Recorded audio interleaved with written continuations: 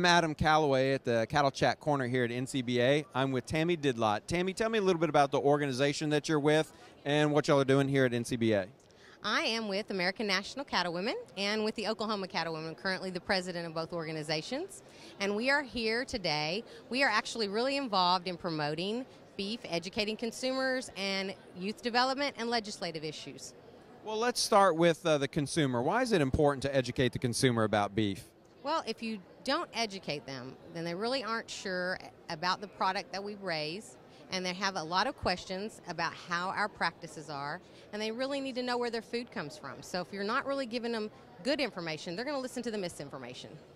What about the youth of the world? You know, we're getting farther and farther away from the agrarian society that we were, and there seems to be an attachment. So tell me what y'all are doing to educate youth and why that's important. Well, we have a lot of programs that really focus on the youth, and youth development is one of our key initiatives.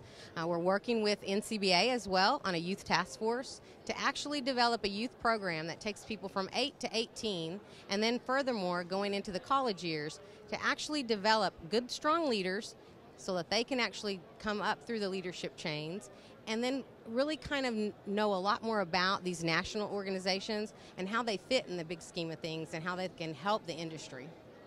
What about policy? We're seeing the impact of policy on agriculture. There's a lot of different issues to discuss. Is there one particular that y'all are focused on? I would say, you know, we've been focused mostly on the death tax. That's probably been one that everybody's focused on. But we're also really concerned with private property rights, water rights. Those are always key issues, dust. I mean, there's probably not one. Just kind of stay abreast of all those things. We want to make sure we don't have any more government overreach. We got to really focus on that. And privacy and property, public property rights and privacy are key issues. What are you learning here at NCBA this year? Well, I have been in this leadership role for a while, and I've been learning all year. So traveling all across the country and learning all about the industry from different perspectives. So for me, I'm just trying to make sure that we're bringing forward a really good program for all of our grassroots affiliates out there so they can take information back to their states and share. Wonderful. Last question that I've been asking most everybody is this idea: if you had an opportunity to talk to every person out there in the general public about the agriculture industry, what would be the one message that you would deliver to them?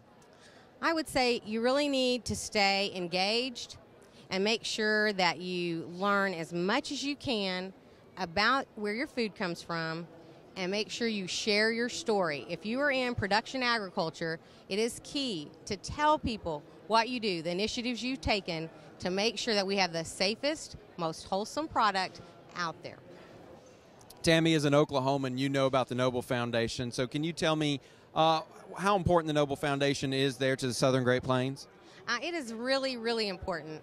You guys do so much great work. The research you do, the phenomenal cutting-edge technology that you have out there, and you really bring a lot of great opportunities for people to develop and learn, and you're really a true resource for the producers out there to come to, and I think that what you do is amazing for our state. Tammi Didlot, thank you so much for stopping at the Cattle Chat Corner today. Thank you. Thank you for the opportunity. And thanks, Noble, for what you do for Oklahoma.